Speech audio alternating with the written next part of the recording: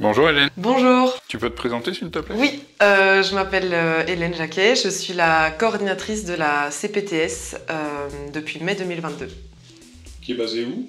La CPTS, elle est basée sur le territoire de la communauté de communes d'Evance, donc les 15 communes d'Evance, mais aussi Payzac, Saint-Genès-de-Bozon et Saint-Sauveur-de-Cruzières.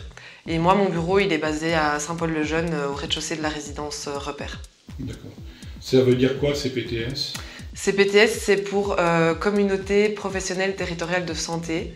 Donc, comme son nom l'indique, c'est une communauté de professionnels de santé d'un même territoire qui se sont regroupés, qui ont pris l'initiative de se regrouper pour travailler de manière coordonnée, travailler ensemble, avec pour objectif de faciliter l'accès aux soins pour tous les habitants. Hélène, votre association, elle regroupe quel type de professionnels de santé? Alors on a la chance d'avoir un panel très diversifié de professionnels qui sont membres de notre association.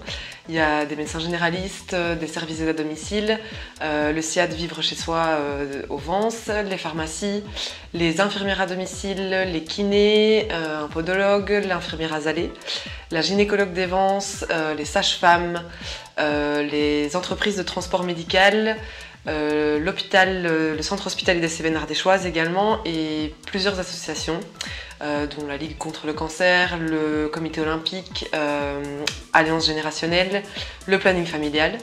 Et on travaille aussi en partenariat avec le contrat local de santé de la communauté de communes d'Evance. Et quel service à la personne vous rendez à travers cette association? Alors donc oui, notre objectif c'est vraiment d'être au service du patient. On est conscient des difficultés qui sont liées à notre si beau territoire, et donc l'idée c'est vraiment de pouvoir être disponible pour tout le monde à travers plusieurs axes. Donc premièrement il y a l'accès à un médecin traitant.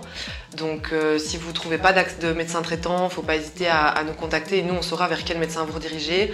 On connaît les médecins qui sont membres de notre association, qui sont encore en capacité de prendre des nouveaux patients ou non. Donc il ne faut pas hésiter à nous appeler. On a aussi mis en place des parcours de soins, donc parcours de soins pour les personnes diabétiques. Donc vraiment s'assurer qu'il y a un suivi autour de la prise en charge du diabète de ces personnes. Maintien à domicile des personnes âgées. Donc ça nous tient à cœur de pouvoir permettre aux personnes âgées de pouvoir rester à domicile tant que c'est possible, tout en ayant accès aux soins et à l'accompagnement auxquels elles ont droit. Donc si vous êtes dans cette situation-là, besoin d'aide à votre domicile, ou vous connaissez quelqu'un qui est dans cette situation-là, il ne faut pas hésiter à nous appeler, et nous, voilà, grâce à notre réseau et à nos membres, on pourra mettre en place ce qui vous correspond. Et le dernier, c'est le parcours addictologie, donc qui est destiné aux personnes qui souffrent d'alcoolisme et qui sont dans une démarche de sevrage. Donc là, pareil, il ne faut pas hésiter à prendre contact d'abord avec votre médecin traitant, qui lui pourra vous orienter vers les bons professionnels et mettre en place le parcours nécessaire à votre sevrage. On est aussi en train de développer des actions de prévention.